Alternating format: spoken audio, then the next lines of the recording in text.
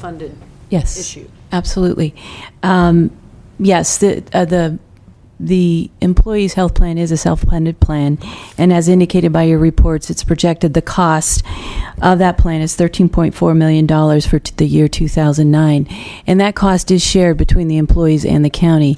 It is 75% provided by the county and 25% paid for by our employees.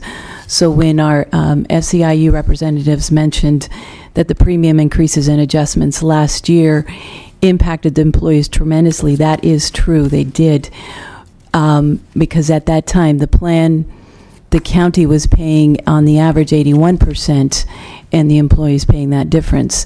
It is agreed that the employees pick up the 25% in all of our contracts, and the county pay the 75%. That's one example of those.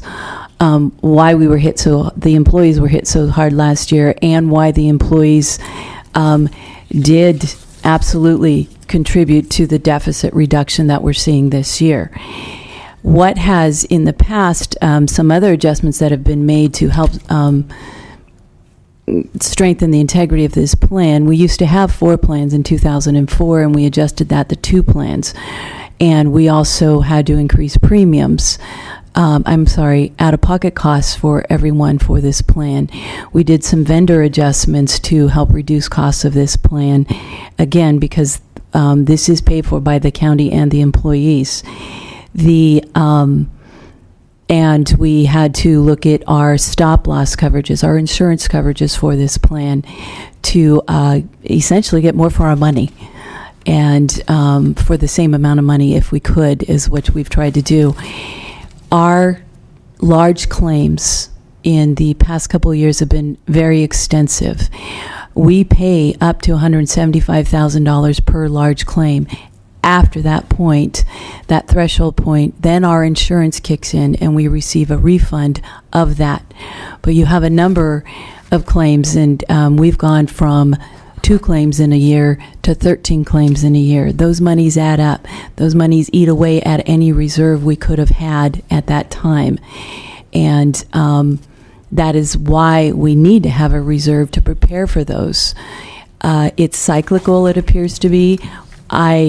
We are in for, it's every 3 years we have a bad year. We had a bad year. It did take away what we had at that time. We are hoping to, I can tell you our claims at this point, our large claims are much lower. We're not at 10. I believe at this point when I last checked, we had 4 large claims. So we're doing better this year. This allows for an opportunity to build that reserve because we're not pulling from that monies. In regards to funding the plan, as I said, it is estimated that the incurred but not, the IBNR, which stands for incurred but not reported, in other words, there's a lag time with billing, and for all claims. And in many of our contracts, our providers have up to a year to bill us for their services. Most bills are received within the first 90 days. So the number that so we anticipate that number, and that number is the 1.9 million. And so we want to have that money in the bank. We receive those claims within the first 90 days. And then we have 6 months, some stragglers or rebilling. And like I said, some providers, with our contracts with them, they can bill us up to a year. Our estimate of the $1.9 million is based on an anticipated 3-month billing period. So those are those monies we do have to have in the bank to pay those bills. In regards to the additional piece of the reserve that Ms. Caravello mentioned, the $3.3 million, that is the anticipated overall cost of the plan for 3-month period. Again, the reason to have these monies in the bank and in a reserve is to be prepared to pay large claims when and if they come in. If they don't come in, the reserve is there. And Ms. Caravello is correct in stating that once we do have that money in the bank, when we have an actuary review what we have available to us, they will be telling us this is all you need to keep it stable. It won't be the same as what we're looking at today, because their job will be determine what is it going to keep to keep us there, if that makes sense. Yes. And again, what is the number that the targeted number that with the 16% increase, 75%, which is paid for by the county, 25% of that paid for by the employees.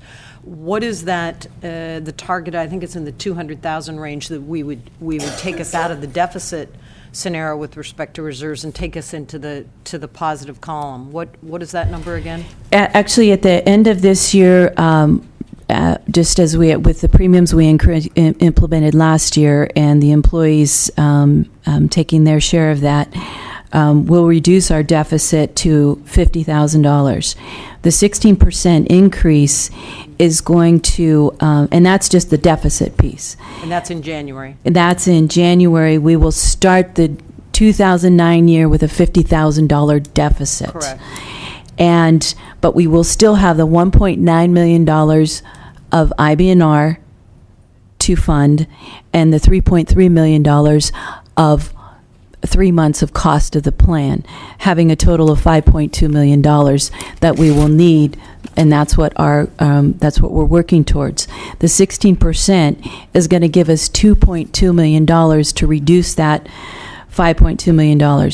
We will still have $3 million to build, to work towards within the next few years. So in a sense, by increasing our plan by 16% this year,